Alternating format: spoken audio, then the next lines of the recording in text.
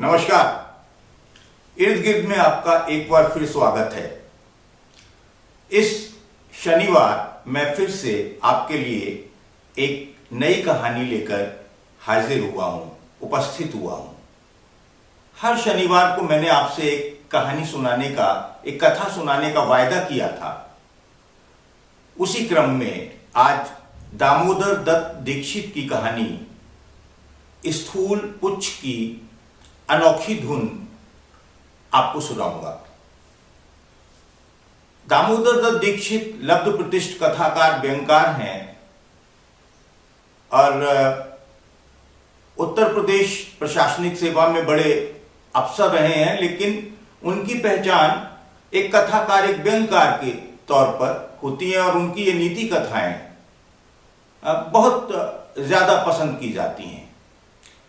मैं कहानी सुनाना शुरू करूं इससे पहले मैं आपसे आग्रह कर लेता हूं कि यदि आपने मेरा चैनल सब्सक्राइब नहीं किया है तो लाल रंग से सब्सक्राइब लिखा हुआ है, इसको पुश कर दीजिए और बराबर में घंटी का यानी बेल का जो आइकॉन है उसको दबाकर ऑल नोटिफिकेशन ऑन कर लीजिए ताकि मेरे सारे नोटिफिकेशन आपको मिलते रहें।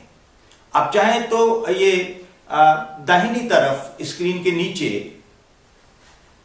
एक आइकॉन है इर्द गिर्द का, उसको दबाकर भी चैनल को सब्सक्राइब कर सकते हैं। तो चलिए सुनते हैं कहानी स्थूल पुच्छ की अनोखी धुन। स्थूल पुच्छ गिलहरी राजधानी के राजमार्ग पर झाड़ू लगाने का काम करती थी। एक गिलहरी का नाम स्थूल पुच्छ है कहानी में। तो एक दिन स्थूल पुच्छ राज संगीताचार्य पद को सुशोभित करने वाली रागिनी नाम की कोकिला के पास पहुंची और उसने हाथ जोड़कर विनम्र निवेदन किया, संगीत विशारदा, मैंने एक सर्वथा नवीन धुन तैयार की है, सुमधुर धुन तैयार की है। यदि आप एक बार इसे सुन लेंगी तो मैं धन्य हो जाऊंगी। रागिनी एक आंख दबाकर हंस पड़ी। स्थूल पुच्छ रिरियाने लगी, कम से कम एक बार आप सुनकर तो देख लें। मैं आपसे विनती कर रही हूं, तब निर्णय कीजिएगा कि यह धुन सुमधुर है या नहीं।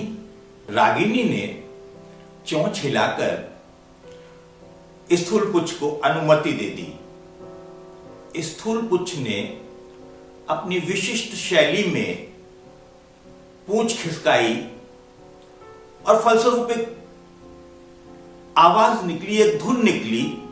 रागिनी उछल पड़ी, वाह कमाल की धुन है ये, तुमने विलक्षण धुन तैयार की है। राज संगीताचार्य रागिनी स्थूल पुच्छ को लेकर संस्कृति मंत्री कपिला गाय के पास पहुंची। संस्कृति मंत्री पुच्छल गुच्छ उद्भूत धुन को सुनकर अभिभूत हो गई, बहुत प्रभावित हुई। यानी गिलहरी ने अपनी पूंछ से जो ध्वनि निकाली उसको सुनकर, उस धुन को सुनकर कपिला गाय इतनी खुश हुई कि वो सीधे उसे लेकर राजा प्रशस्ति प्रिय सिंह के पास पहुंच गई।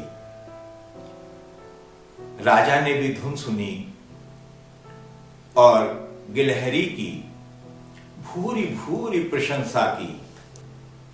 राजा ने गलमुच्छों से स्थूल पुच्छ गिलहरी की पीठ सहलाई, पीठ ठोकी, शाबाशी दी और यही नहीं, उसने स्थूल पुच्छ को संस्कृति उपमंत्री के पद पर नियुक्त कर दिया। स्थूल पुच्छ गिलहरी जब सुबह घर से निकली तो महज एक सफाई कर्मी थी।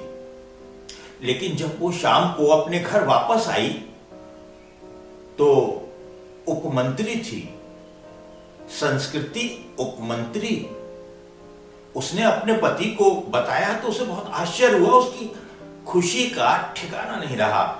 उसने पूछा कि आखिर ये चमत्कार हुआ कैसे। वो प्यार से मुस्कुराई और अपने पति के कान में जाकर फुसफुसाई, कैसा चमत्कार। मैं लयात्मक ढंग से अपनी पूंछ उठाती, हिलाती, घुमाती और जमीन में रगड़कर एक विशेष ध्वनि निकलती, एक धुन निकलती, जिसे देखकर लोग वाह वाह करने लगते। वो ध्वनि थी महाराज की जय हो। और ये मैंने कोकिला को धुन सुनाने से पहले ही बता दिया था कि इस धुन में क्या है।